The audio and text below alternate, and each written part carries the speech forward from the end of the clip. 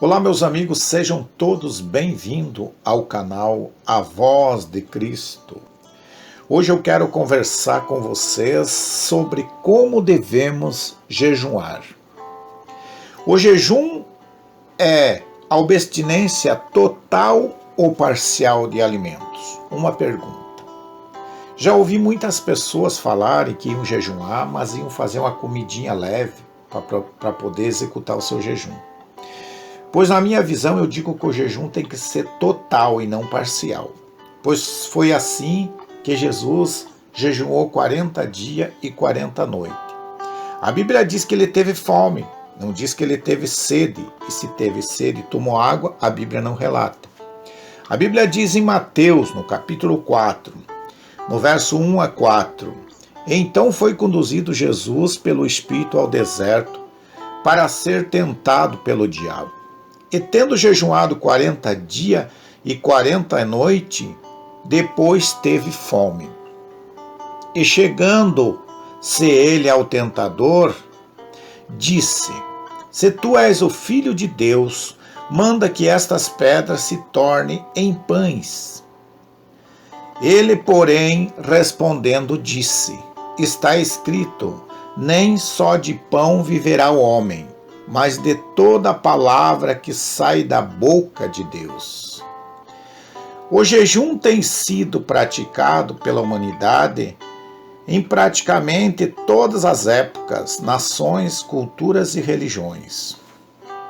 Pode ser com finalidade espiritual ou até mesmo medicinal, visto que o jejum traz tremendos benefícios físicos com a desintoxicação que produz no corpo. Mas o nosso assunto é o jejum bíblico espiritual. Muitos cristãos hoje desconhecem o que a Bíblia diz acerca do jejum. Outros recebem um ensino distorcido ou não recebem ensinamento algum sobre este assunto. Em Eclesiastes, no capítulo 5, no verso 1, diz: Guarda teu pé, quando entrares na casa de Deus, porque chegar-se para ouvir é melhor do que oferecer sacrifício de tolos, pois não sabe que fazem mal. A Bíblia diz: Quando jejuardes, não vos mostreis contristado como os hipócritas, porque desfiguram o seu rosto a fim de parecer aos homens que jejuam. Em verdade vos digo que eles já receberam a sua recompensa.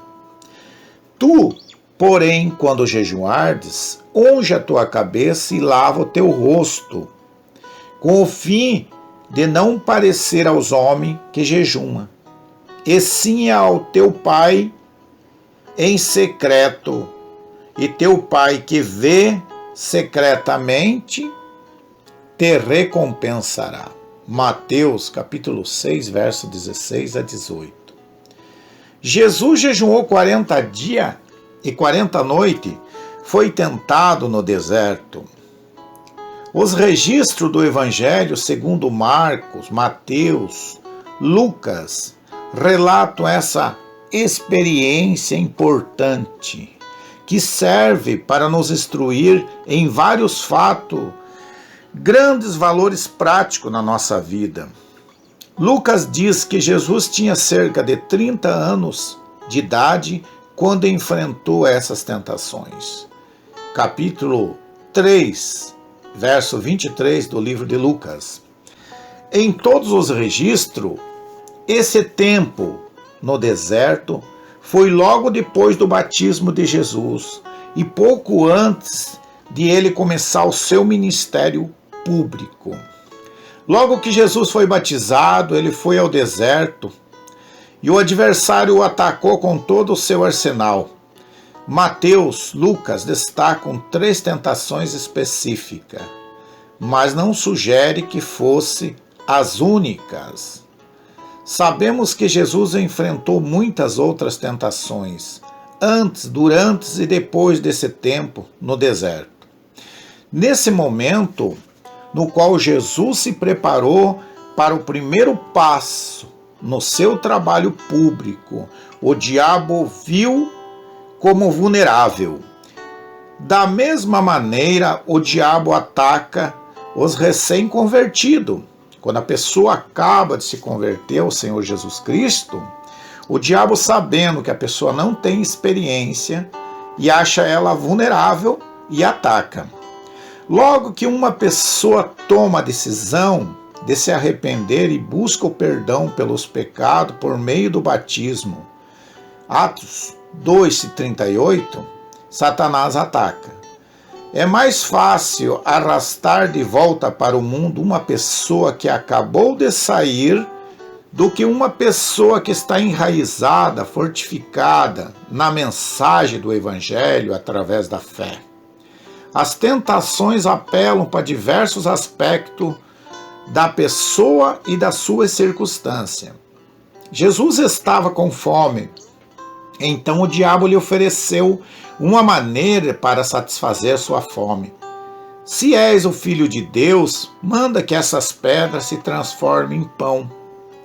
Mas a questão é o maior do que o desconforto físico. Quando Jesus foi batizado, o Pai declarou que ele era, de fato, seu filho. As palavras do diabo podem mostrar a intenção de questionar a posição como filho. Além disso, Satanás sugeriu que Jesus empregasse seu poder divino para o benefício próprio, diferente do uso normal do seu poder para ajudar e ensinar os outros. Jesus encarava uma missão difícil e o diabo ofereceu-lhe o atalho menos doloroso. Muitas vezes o diabo faz isso para as pessoas, para os cristãos.